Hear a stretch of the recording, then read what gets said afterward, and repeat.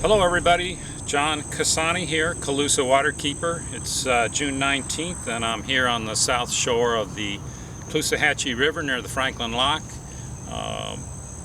Coming to you today to bring to you our latest update of our bi-weekly video blog, the purpose of which is to bring the viewers up to speed on what's happening with issues and events in the region related to our clean water efforts. We'll go ahead and get started with some upcoming events. June 24th is our Public Health Summit at the Broadway Palms Dinner Theater in Fort Myers.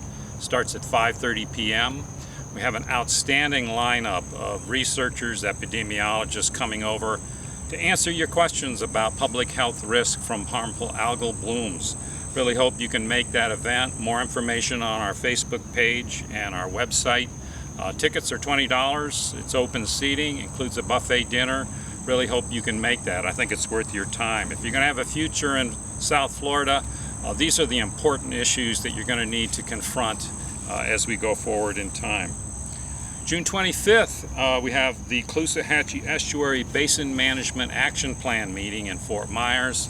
It'll be at the Collaboratory in Fort Myers at 2031 Jackson Street. Meeting starts at 3 p.m.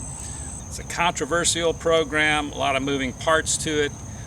We'd like to have a good turnout for that meeting. Again, 3 o'clock at the Collaboratory, 2031 Jackson Street in Fort Myers. Starts at 3 o'clock.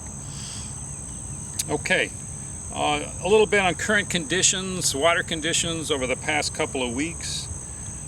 Not a lot going on in the Caloosahatchee River. We've had some pretty significant algal bloom activity over the past couple of months, including in the estuary, but not so much in the past couple of weeks. We've seen conditions or bloom conditions fade quite a bit.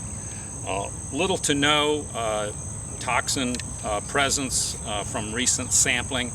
Most recent sample was right here, June 16th, by the Water Management District, and if there are toxin results, they're still pending. We'll bring you up to date on that as that information becomes available.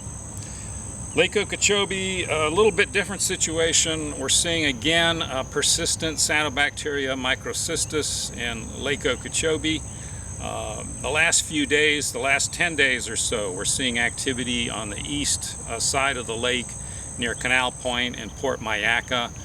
Relatively low concentrations of microcystin. That's the toxin from cyanobacteria, below the 4 micrograms per liter, which is the EPA guideline for recreational exposure. That's a one-day exposure guideline. However, on June 5th, about 2 weeks ago, in the central part of the lake, we did see some results for microcystin around 17 micrograms per liter. That's about twice the public, a little more than twice the public health threshold for recreation. We'll keep an eye on that and let you know if those conditions change with our next blog update. Red tide, probably good news so far with red tide. We've only seen background levels in Manatee County inshore areas, so let's hope those conditions don't change too much. We don't see anything beyond background levels, but we're still early in the season, so we'll have to wait and see. Also want to mention that we need your observations. We're happy to hear from you in terms of what you're seeing, pictures, video clips on water quality conditions or wildlife conditions around the water, something else that we're focused on as well. So please share those with us on our Facebook page or through our website. A little bit on algae identification, a little clip following this. They'd like you to perhaps take a look at, helps you identify true algae from the cyanobacteria, which is typically the toxic type. Okay, so summing things up, appreciate your viewing our blog again this week. We sure appreciate your support. We want to hear from you if you see some activity out there that we need to know about. And we'll be back again in a week or two to give you an update on what's going on. So hope you can make our June 24th event, the Public Health Summit at Broadway Palm Dinner Theater. Easy for me to say. And we've already got, I don't know, over 100 people signed up, so it'll be well attended. They always serve good food at the buffet dinner. So hope you can be with us on June 24th at the Public Health Summit. Thank you.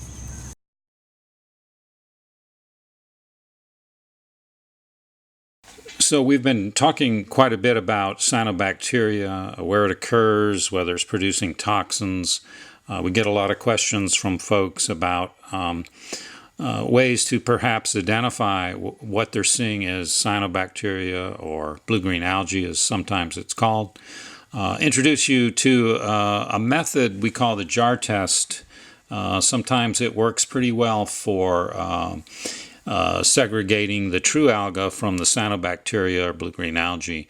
The way it works is you take a clear glass jar, take a sample of water where you suspect a type of algae you want to know more about, seal the jar with the lid, swish it around, and let it sit undisturbed for a couple hours. Come back and look, and if you see a surface film of looks like a liquid green suspension at the surface, that's very likely blue-green algae or cyanobacteria, and it's quite distinctive from what you see in illustration B, where most of it's accumulated at the bottom or settled out. So this is a quick little test you can do. You want to make sure to keep the lid on the jar so you don't have you're not inhaling any of the fumes, and use rubber gloves when you're taking the sample so you don't get any contact with your skin to avoid any public health risks. So a quick and dirty little test to help you identify whether you have cyanobacteria or a true alga of concern.